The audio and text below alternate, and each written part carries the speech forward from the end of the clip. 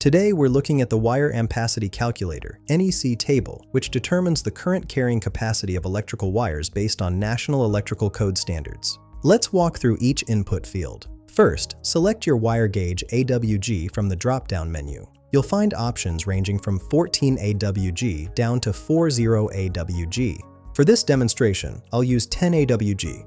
Next is the insulation type drop-down, which offers 3 temperature ratings: 60 degrees Celsius for TW and UF insulation, 75 degrees Celsius for THW and THWN, and 90 degrees Celsius for THHN and XHHW.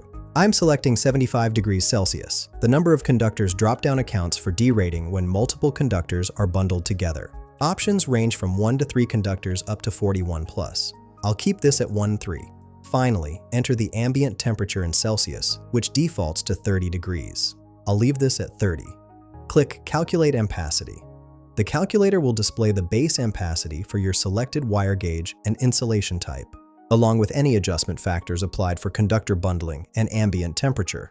The final D-rated ampacity shows the maximum continuous current your wire can safely carry under the specified conditions. Find the link in the description below.